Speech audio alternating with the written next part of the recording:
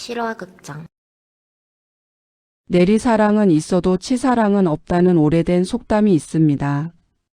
부모가 자식을 향한 사랑은 끝이 없지만 자식이 부모를 향한 사랑은 그만큼 깊지 못하다는 뜻입니다.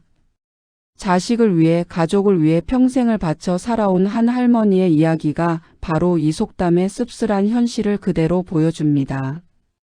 오늘 소개할 주인공 정순 할머니는 경상도의 한적한 시골 마을에서 태어나 자란 토박이입니다. 그녀의 인생은 한국의 전형적인 어머니들의 삶을 대변합니다. 정순 할머니는 25이라는 꽃다운 나이에 남편과 결혼했습니다. 당시만 해도 농촌 지역에서는 일찍 결혼하는 것이 자연스러웠고 할머니 역시 남편과 함께 농사를 지으며 소박하지만 행복한 신혼생활을 시작했습니다. 두 아들 성우와 경우를 차례로 낳고 가족 4명이 모여 사는 작은 농가는 늘 웃음소리로 가득했습니다. 남편은 성실한 농부였고 할머니는 알뜰한 주부였습니다. 비록 많지 않은 수입이었지만 가족이 함께 있다는 것만으로도 충분히 행복했습니다. 하지만 행복한 시간은 그리 오래가지 않았습니다. 큰아들이 중학교에 올라갈 무렵 남편이 갑작스런 병으로 세상을 떠난 것입니다. 35이라는 젊은 나이에 홀어머니가 된 정순 할머니에게는 두 아들을 키워내야 한다는 무거운 짐이 떠맡겨졌습니다. 당시 농촌 지역의 여성이 혼자 생계를 꾸려나간다는 것은 상상하기 어려운 일이었습니다. 하지만 할머니는 포기하지 않았습니다. 아이들을 위해서라면 무엇이든 할 수 있다는 모성애가 그녀를 지탱해 주었습니다. 낮에는 논밭을 일구고 저녁에는 품앗이로 다른 집 일을 도우며 때로는 새벽 일찍 일어나 시장 좌판에서 채소를 팔기도 했습니다. 손이 거칠어지고 등이 굽어져도 상관없었습니다. 오직 아들들이 배고프지 않고 공부에 집중할 수 있도록 하는 것이 할머니의 유일한 목표였습니다. 겨울날 찬 바람에 손이 터도 여름날 뜨거운 햇볕에 얼굴이 까맣게 타도 할머니는 결코 포기하지 않았습니다. 아이들이 학교에서 친구들에게 주눅 들지 않도록 학용품도 부족함 없이 사주고 가끔은 용돈도 챙겨주었습니다. 그렇게 피땀과 눈물로 번 돈으로 두 아들을 대학에 보냈습니다. 큰아들 성우는 경영학과에, 작은 아들 경우는 교육학과에 진학했습니다. 대학 등록금을 마련하기 위해 할머니는 밭을 일부 팔기도 했고 때로는 돈을 빌리기도 했습니다. 하지만 그 모든 것이 기쁘기만 했습니다. 자신이 평생 받지 못한 교육을 아들들이 받을 수 있다는 사실, 그들이 더 나은 삶을 살 수 있으리라는 희망이 할머니에게는 모든 고생을 견뎌낼 수 있는 원동력이었습니다. 대학을 졸업한 후 두 아들 모두 서울로 올라가 각각 회사원과 교사로 성공적인 사회생활을 시작했습니다. 큰아들 성우는 중견기업의 관리직으로, 작은 아들 경우는 중학교 교사로 안정적인 직장을 얻었습니다. 할머니는 비로소 안도의 숨을 쉬었습니다. 자신의 역할을 다했다는 뿌듯함과 함께 이제는 조금 편히 쉴 수 있으리라는 기대감도 있었습니다. 두 아들 모두 결혼도 하고 각자의 가정을 꾸렸습니다. 할머니에게는 손주들도 생겼습니다. 나이가 들어 혼자 농사 짓기가 힘들어진 할머니를 큰아들 성우가 서울로 모셨습니다. 처음에는 모든 것이 평화로웠습니다. 큰며느리 지영씨도 다정해 보였고 할머니는 마침내 편안한 노후를 맞이했다고 생각했습니다. 손주들과 함께 시간을 보내고 맛있는 음식도 해주고 그동안의 고생을 보상받는 듯한 느낌이었습니다. 아들이 효자라는 것을 주변 사람들에게 자랑하기도 했습니다. 하지만 달콤한 꿀도 시간이 지나면 쓴맛을 낸다고 했던가요? 몇 달이 지나면서 며느리의 본색이 서서히 드러나기 시작했습니다. 처음에는 사소한 것들이었습니다. 할머니가 정성스럽게 만든 반찬에 대해 그 반찬은 냉장고에 오래된 거니까 그냥 버리세요라며 무심하게 말하거나 할머니가 거실에서 TV를 보고 있으면 엄마, 그만 좀 TV 보세요. 거실은 저희 가족 공간이에요. 라며 은근히 불편함을 표현했습니다. 시간이 갈수록 며느리의 태도는 더욱 노골적이 되었습니다. 할머니가 친구들과 전화를 하면 듣기 싫다는 표정을 짓고 할머니가 만든 음식은 아예 입에도 대지 않았습니다. 손주에게 용돈을 쥐어주려고 해도 어머님 그런 거 안 하셔도 돼요라며 겉으로는 말리는 척하지만 실제로는 할머니의 행동 자체를 부담스러워하는 것이 역력했습니다. 할머니가 설거지를 하려고 하면 어머님 괜찮아요 제가 할게요 라고 하면서도 그 말투에서는 참견하지 마세요 라는 속뜻이 느껴졌습니다. 무엇보다도 할머니를 가장 속상하게 만든 것은 아들 성우의 태도였습니다. 이런 상황들을 모를 리 없을 텐데 아들은 아무런 말도 하지 않았습니다. 할머니가 며느리와의 관계에 대해 넌지시 언급해도 알아서 잘 지내봐. 어머니도 이해해 주세요. 같은 말로 상황을 모면하려고만 했습니다. 자신을 키우기 위해 평생을 바친 어머니보다 결혼한 지 몇 년 되지 않은 아내의 편을 드는 것 같아서 할머니의 마음은 더욱 상했습니다. 할머니는 점점 위축되어 갔습니다. 집 안에서 자신의 존재가 점점 작아지고 있다는 느낌이었습니다. 한때는 이 가정의 가장 중요한 구성원이었는데 이제는 마치 불편한 존재, 짐이 된 것 같은 기분이었습니다. 그렇게 오랫동안 꿈꿔왔던 편안한 노후는 점점 멀어져 가고 있었습니다. 며느리의 냉대는 시간이 갈수록 더욱 노골적이고 치밀해졌습니다. 처음에는 사소한 불편함 정도로 시작되었지만 이제는 할머니의 일상 전체를 통제하려는 수준에 이르렀습니다.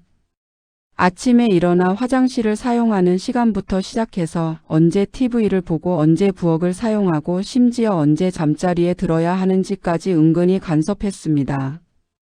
어머님, 저희가 일찍 자는 편이라서요라며 일찍 방으로 들어가기를 종용하거나 어머님, 아침에 샤워하시면 저희 출근 준비할 때 불편해요라며 할머니의 생활 패턴까지 바꾸려 했습니다.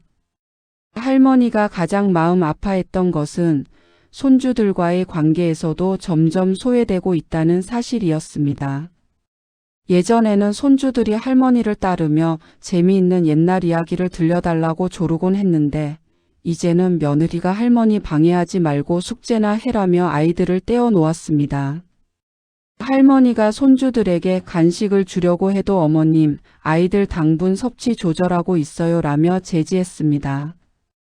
명절이나 생일 같은 특별한 날에도 할머니는 점점 뒷전으로 밀려났습니다.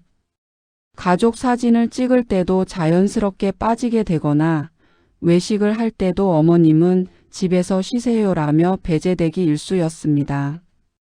더욱 견디기 힘들었던 것은 며느리가 친구들이나 친척들 앞에서 보이는 이중적인 태도였습니다.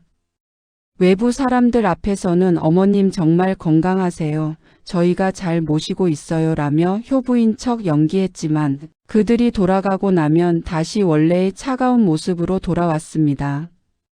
할머니는 이런 상황에서 누구에게 하소연할 수도 없었습니다. 외부에서 보기에는 며느리가 시어머니를 잘 모시는 것처럼 보이니까요. 오히려 할머니가 불평을 하면 까다로운 시어머니로 오해받을까 두려웠습니다. 아들 성우의 태도는 할머니를 더욱 절망스럽게 만들었습니다. 분명히 집안 분위기를 느끼고 있을 텐데도 아무것도 모르는 척했습니다. 할머니가 조심스럽게 며느리와의 갈등을 언급하면 어머니도 며느리 입장을 이해해 주세요.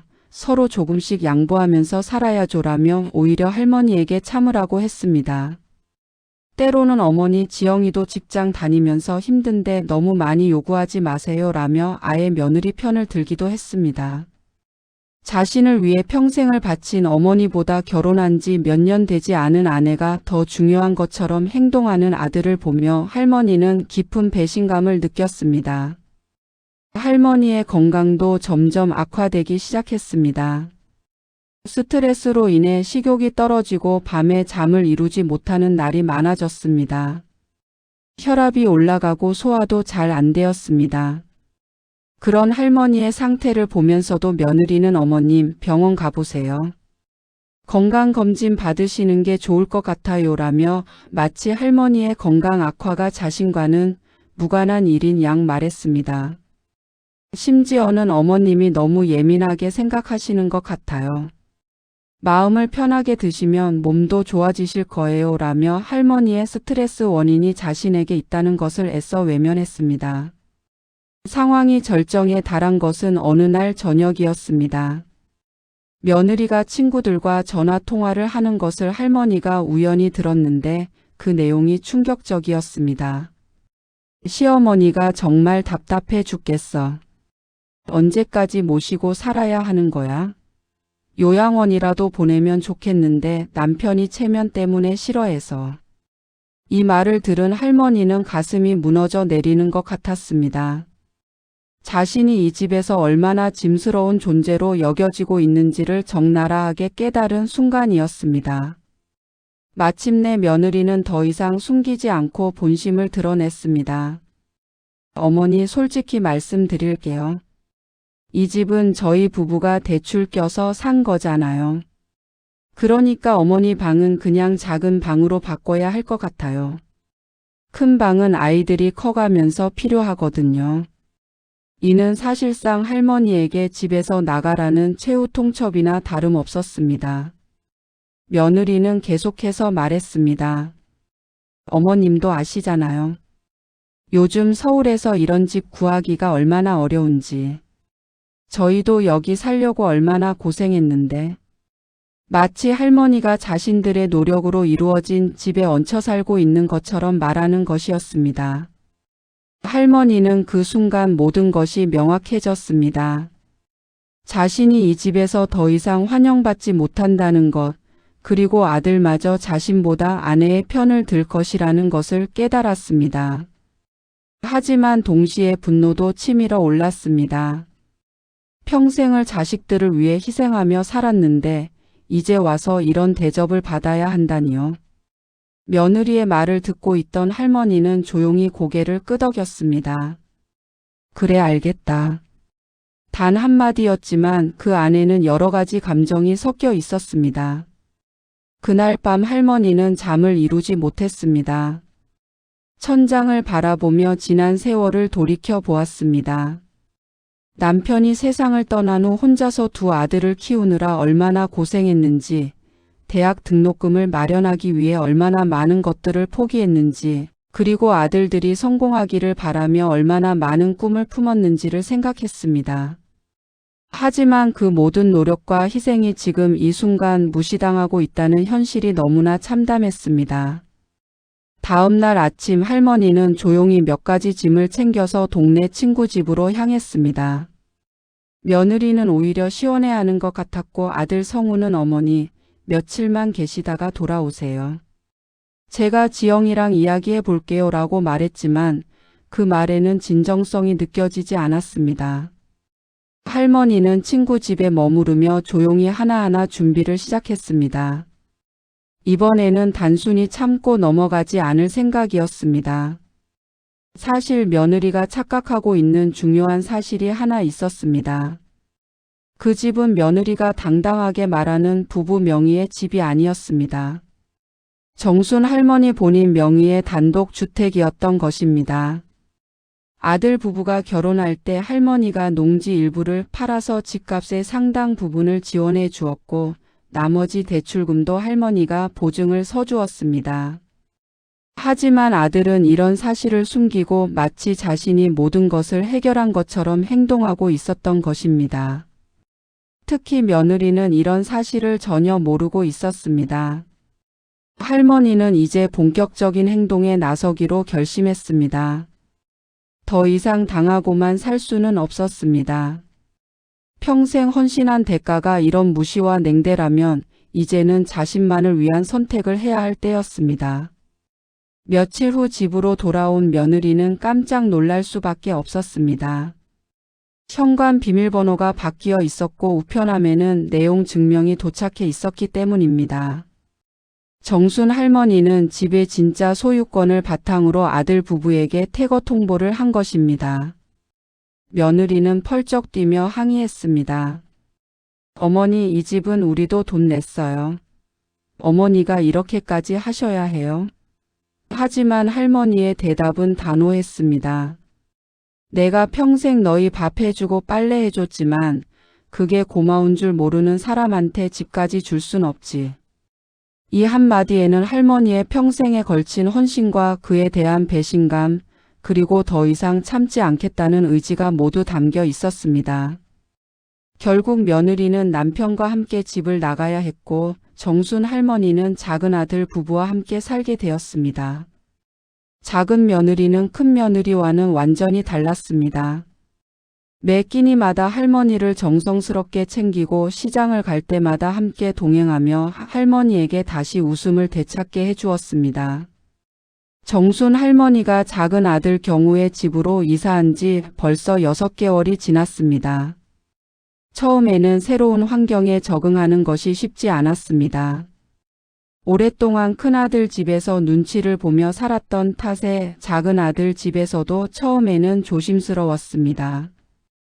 혹시라도 작은 며느리 미경에게 부담이 될까봐, 혹시라도 자신 때문에 집안 분위기가 어색해질까봐 걱정이 앞섰습니다. 하지만 미경의 진심 어린 보살핌과 작은 아들 경우의 세심한 배려 덕분에 할머니는 점차 마음을 열기 시작했습니다. 미경은 정말로 할머니를 친어머니처럼 대했습니다. 매일 아침 일어나면 제일 먼저 할머니 안부를 묻고 할머니가 좋아하는 차를 끓여드렸습니다. 어머니, 어제 밤에 잘 주무셨어요? 혈압약은 드셨고요? 이런 사소한 관심과 배려가 할머니에게는 큰 위로가 되었습니다. 큰며느리 지영과는 정반대였습니다. 지영은 할머니의 존재 자체를 부담스러워했지만 미경은 할머니가 계신 것을 진심으로 반가워했습니다. 식사 시간이 되면 미경은 늘 할머니 입맛에 맞는 음식을 준비했습니다. 할머니가 이가 약해서 딱딱한 음식을 드시기 힘들어한다는 것을 알고 항상 부드럽게 조리해 드렸습니다. 또한 할머니가 젊은 시절부터 좋아하셨던 시골 음식들도 배워서 만들어 드리려 노력했습니다. 어머니, 제가 만든 된장찌개 맛이 어때요? 어머니 고향 스타일로 만들어 보려고 했는데. 이런 미경의 정성을 받으며 할머니는 점점 생기를 되찾아갔습니다. 손주들과의 관계도 완전히 달랐습니다. 작은 아들의 아이들은 할머니를 진심으로 따랐습니다. 학교에서 돌아오면 제일 먼저 할머니에게 달려와서 그날 있었던 일들을 제잘제잘 이야기했습니다. 할머니, 오늘 수학시험에서 100점 받았어요. 할머니, 친구가 할머니가 만들어주신 김치가 정말 맛있다고 했어요. 이런 순진무구한 아이들의 모습을 보며 할머니는 자신이 진정으로 필요한 존재라는 것을 느꼈습니다. 특히 할머니가 감동했던 것은 미경이 아이들에게 할머니를 공경하는 마음을 가르치고 있다는 점이었습니다. 할머니께서 우리 가족을 위해 얼마나 많은 희생을 하셨는지 알아야 한다며 아이들에게 효도의 중요성을 일깨워 주었습니다. 덕분에 아이들은 할머니의 말씀을 잘 듣고 할머니를 진심으로 사랑하고 존경했습니다. 큰아들 집에서는 손주들조차 할머니를 점점 멀리하게 되었던 것과는 너무나 대조적이었습니다. 시간이 지나면서 할머니는 새로운 취미도 생겼습니다. 미경이 어머니, 요즘 실버 대학이 인기라던데 한번 다녀보시는 게 어때요? 라고 제안했습니다. 처음에는 내가 뭘 배워서 어쩌겠어라며 주저했지만 미경의 꾸준한 권유로 결국 동네 복지관에서 운영하는 노인대학에 다니기 시작했습니다. 거기서 할머니는 같은 또래의 친구들을 만나며 새로운 활력을 얻었습니다. 서예, 노래, 원예 등 다양한 활동을 하면서 할머니의 표정은 점점 밝아졌습니다. 또한 할머니는 작은 텃밭도 가꾸기 시작했습니다. 경우의 집은 작은 마당이 있어서 할머니가 좋아하는 채소들을 기를 수 있었습니다. 상추, 깻잎, 고추, 토마토 등을 심고 가꾸면서 할머니는 예전의 활력을 되찾았습니다. 어머니가 기르신 채소로 반찬 만들면 정말 맛있어요 라며 미경이 진심으로 좋아하는 모습을 보며 할머니는 자신이 여전히 가족에게 도움이 되는 존재라는 것을 실감했습니다. 한편 큰아들 성우와 며느리 지영의 상황은 점점 어려워졌습니다. 급하게 구한 전셋집은 이전 집보다 훨씬 작고 불편했습니다. 무엇보다 주변 사람들의 시선이 가장 힘들었습니다. 시어머니를 제대로 모시지 못해서 집에서 쫓겨났다는 소문이 퍼지면서 지영은 동네에서 고개를 들고 다니기 어려워졌습니다. 직장에서도 동료들의 곱지 않은 시선을 받아야 했습니다. 성우 역시 마찬가지였습니다. 어머니를 버린 불효자라는 비난을 받으며 정신적으로 큰 고통을 받았습니다. 특히 작은 아우 경우와의 관계도 완전히 틀어졌습니다. 형은 어머니께 어떻게 그럴 수가 있어요? 평생 고생하신 어머니를 그렇게 대하다니. 라며 경우가 분노하는 모습을 보며 성우는 자신이 얼마나 큰 실수를 했는지 깨달았습니다. 하지만 이미 때는 늦었습니다. 할머니는 더 이상 성우를 용서할 마음이 없었습니다. 몇 번 할머니를 찾아가서 용서를 빌려고 했지만 할머니는 만나주지도 않았습니다. 이제 와서 뭐하러 와? 나는 아들이 하나밖에 없어라며 차가운 반응을 보였습니다. 성우는 자신이 저지른 일의 무게를 뒤늦게 깨달았지만 이미 어머니의 마음은 돌이킬 수 없을 만큼 상처받은 상태였습니다. 이 사건은 주변 사람들에게도 큰 교훈을 주었습니다. 특히 비슷한 처지의 며느리들은 지영의 사례를 보며 자신의 행동을 돌아보게 되었습니다. 시어머니를 함부로 대하면 안 되겠구나. 나도 혹시 시어머니께 상처를 드리지 않았나? 라며 반성하는 사람들이 많았습니다. 또한 남편들도 아내와 어머니 사이에서 올바른 중재 역할을 해야 한다는 것을 깨달았습니다. 할머니의 이야기는 단순한 복수담이 아닙니다. 그것은 자존감을 되찾고 자신의 가치를 인정받기 위한 용기 있는 행동의 결과였습니다. 나이가 들었다고 해서 자식을 위해 희생했다고 해서 함부로 대해도 되는 것은 아닙니다. 모든 사람은 존중받을 권리가 있고 그것은 부모라고 해서 예외가 될 수 없습니다. 오늘날 정순 할머니는 텃밭에서 열심히 일하며 손주들과 함께 웃고 있습니다. 더 이상 눈치를 보거나 위축되지 않고 당당하게 자신의 삶을 살아가고 있습니다. 실버 대학에서 만난 친구들과 함께 여행도 다니고 취미 활동도 즐기며 진정한 노후의 행복을 만끽하고 있습니다. 무엇보다 자신을 진심으로 사랑하고 존중해주는 가족들과 함께 있다는 것이 가장 큰 행복입니다. 진정한 효도는 부모를 존중하고 사랑하는 마음에서 나오는 것이지 의무감이나 체면치레로 하는 것이 아닙니다.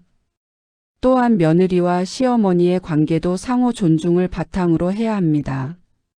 한쪽이 일방적으로 참기만 해서는 건강한 관계를 유지할 수 없습니다. 정순 할머니의 이야기는 우리 모두에게 당당하게 후회 없이 살아가는 법을 가르쳐 줍니다. 그리고 무엇보다 중요한 것은 내리사랑만이 아닌 상호 존중하는 진정한 가족 관계입니다. 부모의 사랑은 무조건적이지만 그것이 자식의 무례함을 정당화해 주지는 않습니다. 사랑에는 책임이 따르고 관계에는 예의가 필요합니다. 정순 할머니의 용기 있는 선택은 많은 사람들에게 진정한 가족의 의미가 무엇인지를 깨닫게 해주었습니다. 마지막으로 인생은 언제든 새롭게 시작할 수 있다는 희망의 메시지도 담고 있습니다. 76세의 나이에도 할머니는 새로운 환경에서 새로운 사람들과 새로운 관계를 만들어가며 행복을 찾았습니다. 나이는 숫자에 불과하고 진정 중요한 것은 자신을 소중히 여기고 존중해주는 사람들과 함께하는 것입니다. 정순 할머니의 이야기는 모든 세대에게 용기와 희망을 주는 따뜻한 이야기입니다.